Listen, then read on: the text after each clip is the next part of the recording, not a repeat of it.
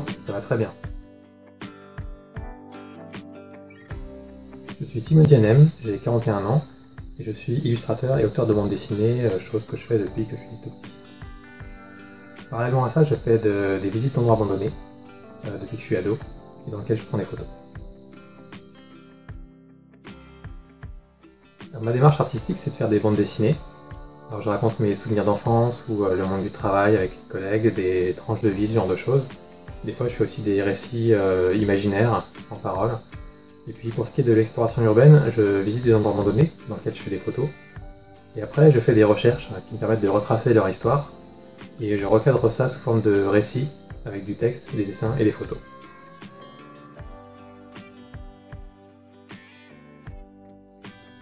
Oui, j'ai déjà participé à l'exposition Hommage à Charlie Hebdo et à l'exposition Connexion. Alors pendant le confinement, je cuisine pas mal. Je fais plusieurs choses que j'avais jamais fait avant en cuisine. Je dessine, je fais des illustrations avec des genres de jeux façon Où est Charlie.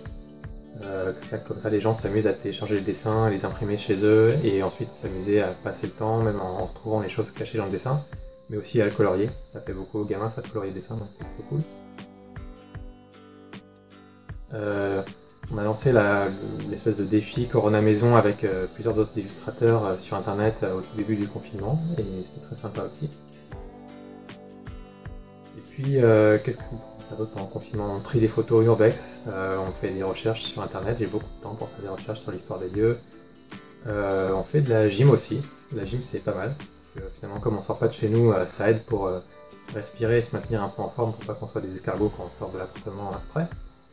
Qu'est-ce qu'on pourrait faire d'autre pendant le confinement? On regarde des films, des séries aussi qu'on n'a pas le temps de regarder. On joue aux jeux vidéo aussi, c'est pas mal de jouer aux jeux vidéo, ça passe bien le temps. Et ça fait, en fait, les journées sont bien occupées en fait.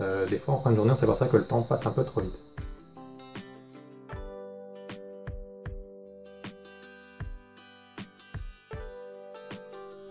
Alors une œuvre qui m'a marqué, c'est le dessin que je montre ici à l'image.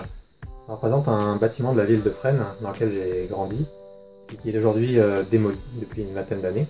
Et en fait c'est un lieu que j'ai souvent visité quand j'étais adolescent, quand il était à l'abandon. Et donc j'ai des super souvenirs d'enfance en train de l'explorer quand j'étais petit, on montait au sommet avec les amis, c'était vraiment super. Et en fait quand ce bâtiment a été démoli, je l'ai mis sur mon site internet, je poste des photos d'endroits abandonnés, un peu comme un souvenir. Et récemment en fait la ville de Fresnes m'a contacté, c'était en 2019 pour le Fresneton.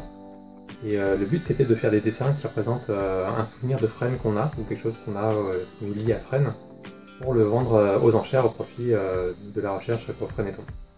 Et donc j'ai fait ce grand dessin qui représente la fondation en hormonologie de Fresnes, tel qu'il était quand je l'ai visité. Et pour ce tableau, du coup j'ai utilisé les feutres pour enfants que j'utilise très souvent, pour essayer de faire un bâtiment coloré et un peu une ambiance optimiste, qui montre en fait comment il était dans mon esprit quand je le visitais, et en fait dans mon esprit il est toujours comme ça, il est toujours joli et beau. Ce qui est bien c'est que du coup, quand je l'ai montré au Fresneton de la ville de Fresnes, les gens l'ont reconnu en fait, des gens qui avaient mon âge un peu plus, on dit ah mais oui je me souviens de ce bâtiment, je le connaissais, on passait tout le temps devant, il était beau avec sa forme circulaire un peu comme une boîte de conserve, il était original. Et du coup ça fait très plaisir de montrer une œuvre qui parle aux gens et qui fait appel à leurs souvenirs, à la nostalgie aussi, ce genre de choses. Et comme un espèce d'imaginaire commun qui était très agréable à dessiner. Donc j'ai mis une bonne semaine pour le faire, mais c'était vraiment très agréable parce que j'ai eu l'impression de réaliser quelque chose que je voulais faire depuis longtemps, c'est dessiner des lieux de mon enfance mais en grand format. C'est pas quelque chose que je fais souvent. Et donc je suis très content d'avoir pu présenter ce dessin au Fresneton l'année dernière. Alors j'ai une anecdote très sympa qui m'est arrivée pendant que je dédicaçais ce livre à Marseille. En fait, c'est une vieille dame qui est venue me voir pour chercher son bouquin et avoir une dédicace dedans. Et elle avait fait, je crois, 50 km pour venir, elle était félicitée, elle avait 75 ans, je crois, c'était assez marrant. Et en fait, donc, je lui demande ce qu'elle veut comme dédicace. Et déjà, elle était surprise de me voir demander ce qu'elle voulait comme dessin. Parce qu'elle pensait que tout le monde allait avoir le même dessin. Alors déjà, la première surprise. Et donc, elle savait pas trop si elle voulait un château ou une usine, donc je lui ai dit on fait un compromis, on fait un château-usine. Et ça l'a fait beaucoup rire, donc c'était génial. Et après, je me mets à faire le dessin. Donc je fais un petit crayonné, puis après je prends mes feutres et je commence à faire la végétation, les pierres, les briques avec plein de petites couleurs différentes.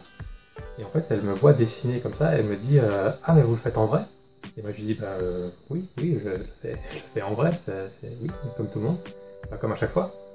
Et elle dit ah, mais moi, je pensais que vous aviez un tampon multicolore. En fait, la dame pensait qu'elle avait déjà vu des autres photos de mes dédicaces sur Instagram, et elle pensait que chaque dessin était fait avec un tampon multicolore, et que je faisais paf, comme ça, et hop, le dessin était fait. Alors qu'en fait, je lui dis bah non, regardez, je le fais d'abord, enfin, je fais d'abord le lierre, ensuite les briques, la cheminée, les fenêtres, tac tac tac, tout un par un, et puis hop, votre dessin il est fait. Et votre dessin il est unique, c'est votre dédicace à vous. Et elle n'avait pas du tout idée qu'on puisse avoir une dédicace personnalisée, elle pensait que tout le monde avait la même chose. Donc là elle a commencé un peu à avoir les larmes aux yeux parce qu'elle disait waouh, il m'a fait mon dessin spécialement pour moi, un château usine, tout coloré avec du lierre et tout. Et du coup c'était assez émouvant d'avoir une personne qui vient pour avoir elle s'attend à venir à avoir un petit truc. Et en fait, elle repart avec son dessin à elle, personnalisé. Moi, j'ai écrit son course avec son prénom en bas et tout, la date, elle était ravie. Donc c'est vraiment un très bon souvenir de dédicace.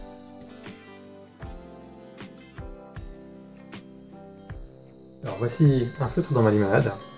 C'est une bande dessinée en 3 tomes. Le premier est sorti en 2019. Le deuxième est sorti en janvier dernier.